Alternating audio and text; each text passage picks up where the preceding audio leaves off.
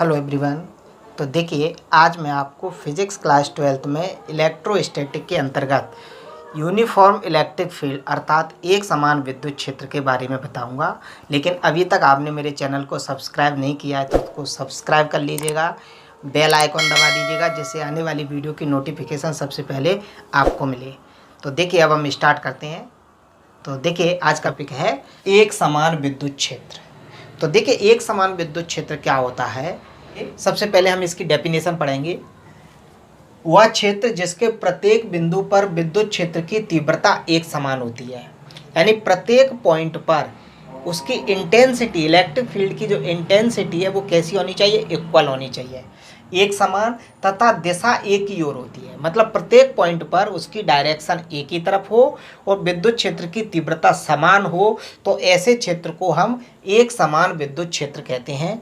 और विद्युत क्षेत्र को हम कुछ इस प्रकार से प्रदर्शित करते हैं। जी हमारे क्या है, जो विद्युत बल रेखाएं जी कैसी हैं, समांतर।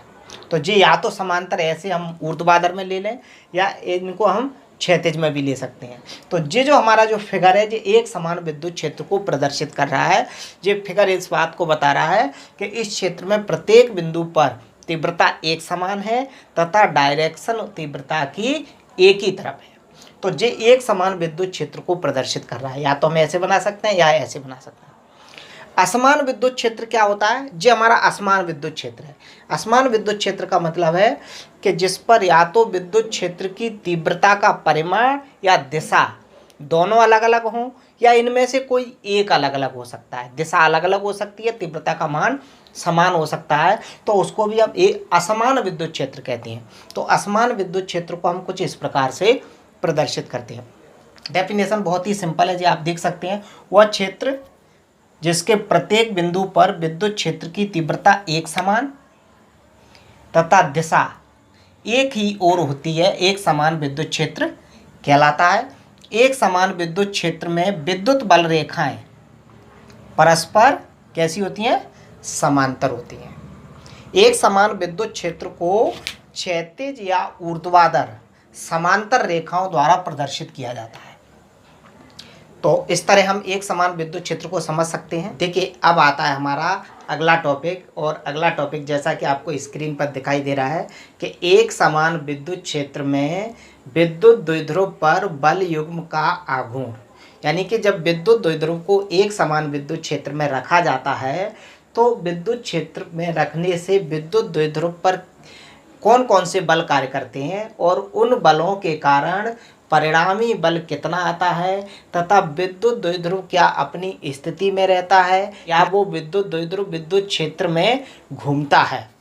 तो देखिए, जो हमारा एक फिगर है, जो हमारा एक समान विद्युत क्षेत्र है जिसकी तीव्रता कैपिटल ई। एक समान विद्युत क्षेत्र में इस विद्युत द्विध्रुव को, ए बी विद्युत द्विध्रुव को, जो -q और +q आवेशों से मिलकर बना है, विद्युत क्षेत्र से थीटा कोण पर इसको रखा गया है। देखिए, जब विद्युत द्विध्रुव को विद्युत क्षेत्र में किसी कोण पर रखा जाता है, तो विद्युत द्विध्रुव की विशेषता है कि वो घूमकर विद्युत क्षेत्र के समांतर आने का प्रयास करता है। इसका मतलब ये हुआ कि विद्युत द्विध्रुव के सिरों पर कुछ बल कार्य करता है। तो विद्युत द्विध्रुव जो है, जो -q और +q आवेश से मिलकर बना है, तो इस आवेश पर विद्युत क्षेत्र के कारण QE बल कार्य करता है, और -q आवेश के कारण विद्युत क्षेत्रफल -QE बल कार्य करता है।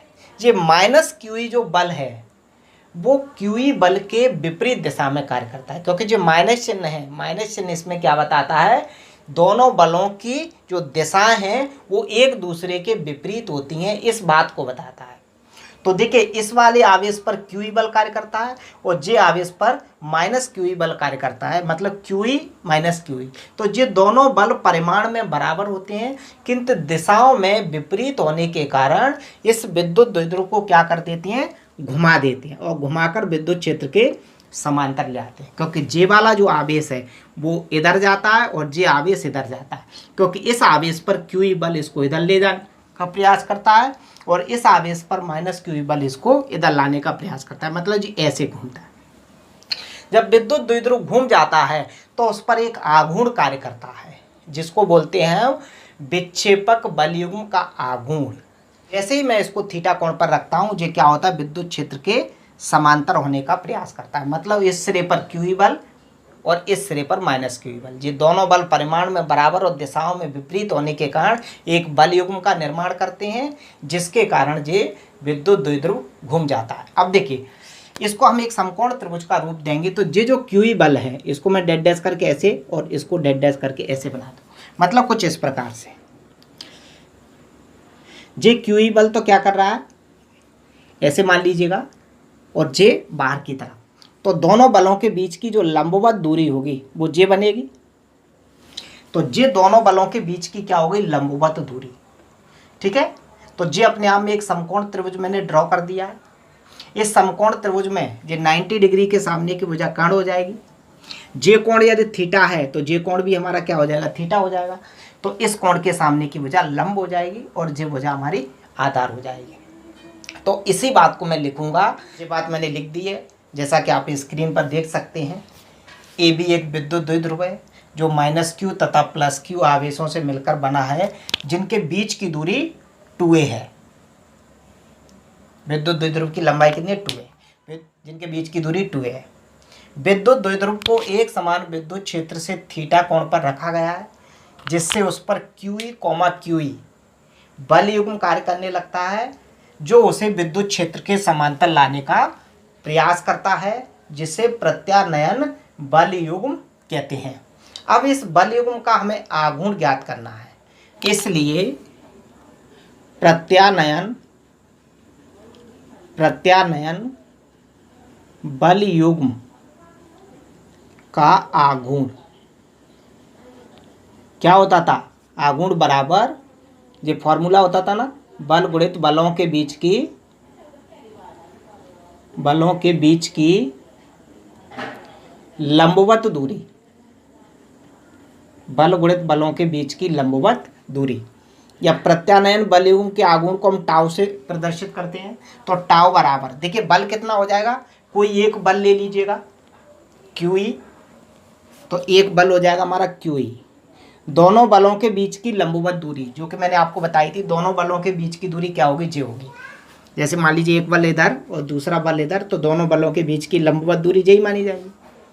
तो बीच की लंबवत दूरी क्या हो जाएगी, AC। ये हमारा समीकरण नंबर 1। अब हमें AC का मान निकालना है, तो ये अपने आप में एक समकोण त्रिभुज है। तो देखिए, अब समकोण त्रिभुज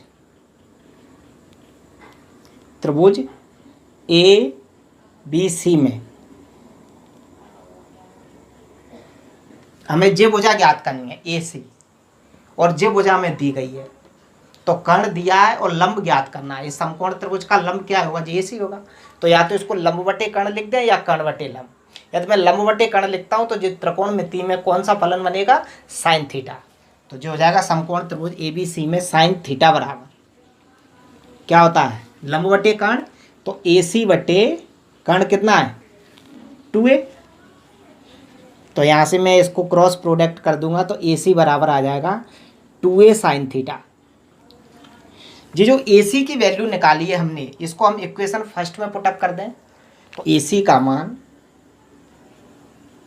मान समीकरण 1 में रखने पर,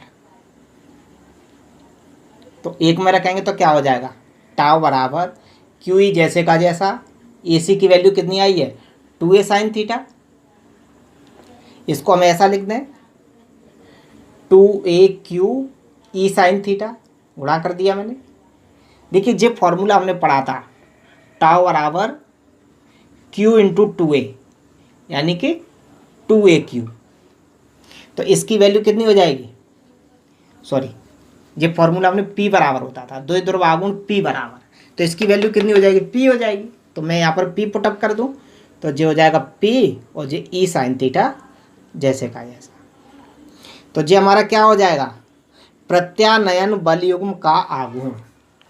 इस तरह हम एक समान विद्युत क्षेत्र में विद्युत द्विध्रुव पर बल युग्म के आघूर्ण के लिए सूत्र स्थापित कर सकते हैं। ठीक है, मैं इसको थोड़ा सा और आगे बढ़ाऊंगा तो क्या होगा, इसको हम सदिश रूप में लिखें, सदिश रूप में,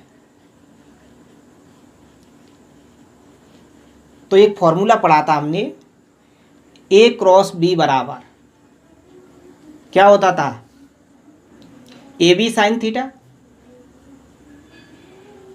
तो ए बी साइन थीटा को हम ए क्रॉस बी लिख सकते थे, तो पी साइन थीटा को क्या लिख सकते हैं, पी क्रॉस ई।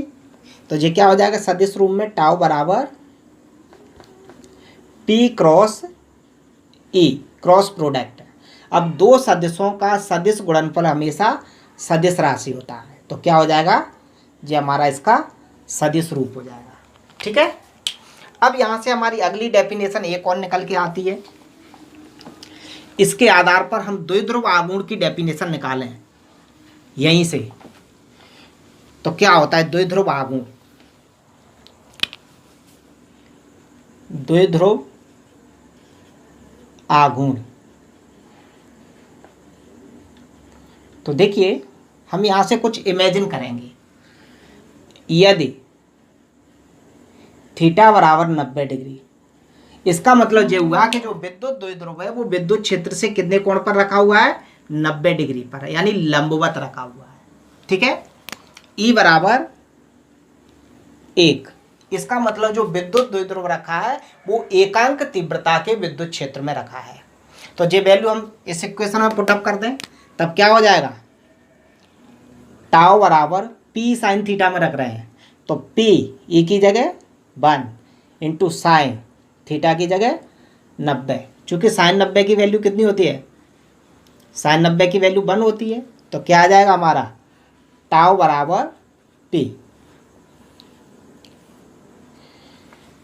तो यहाँ से देखिए एक डेफिनेशन और निकल के आ जाती है कि किसी विद्युत द्विध्रुव का द्विध्रुव आघूर्ण बल युग्म के आघूर्ण के बराबर होता है, जो उस समय कार्य करता है जब विद्युत द्विध्रुव एकांक तीव्रता के एक समान विद्युत क्षेत्र में क्षेत्र के लंबवत स्थित होता है।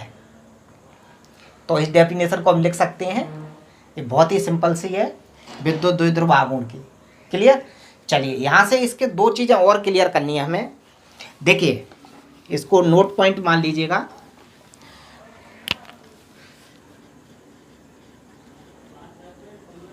इस विद्युत द्विध्रुव पर नेट बल कितना लगता है, विद्युत द्विध्रुव पर नेट